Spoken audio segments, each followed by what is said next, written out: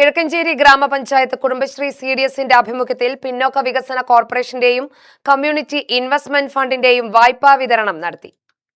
Panchayat community ഹാളിൽ നടന്ന യോഗത്തിൽ SSLC, +2 എന്നിവയിൽ A+ നേടിയവരെ അനുമോദിച്ചു. യോഗം TM ശശി MLA ഉദ്ഘാടനം ചെയ്തു.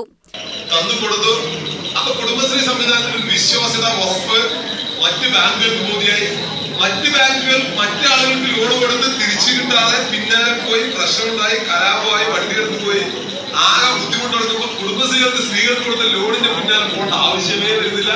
അവർ തന്നെ കളക്ട് ചെയ്യണോ, അവർ തന്നെ കൊണ്ട് അടയ്ക്കണോ, അവരുടെ ഒരു ബുദ്ധിമുട്ടില്ല.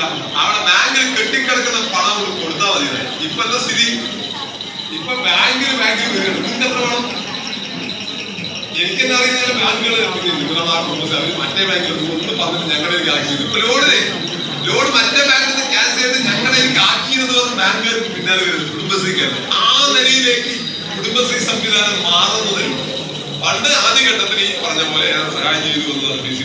ഇപ്പോഴും അവരുടെ പരിമിതിക്കുള്ളിൽ നിന്ന് ചെയ്യുന്ന ബാങ്കുകളൊക്കെ പുതിയ കാലത്ത് 20 ലക്ഷം 15 ലക്ഷം 20 ലക്ഷം ഒക്കെ കൊടുക്കുന്ന ബാങ്കുകളൊക്കെ ഉണ്ട് കുടുംബശ്രീക്ക്.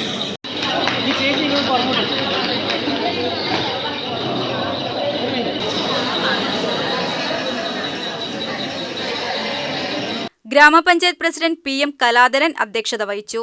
Vice president Lalitha Chandran, Alathur block ആരോഗ്യ വിദ്യാഭ്യാസ standing committee chairperson Sunitha Sasheendran, standing committee ചെയർമാൻമാരായ Susheela Raju, U Babu, M Thankappan, Sajitha Sivadasan, block panchayat അംഗം U അഷറഫ്, പഞ്ചായത്ത് അംഗങ്ങളായ ലീലാമ ജോസഫ്, M അശോകൻ എന്നിവർ പ്രസംഗിച്ചു.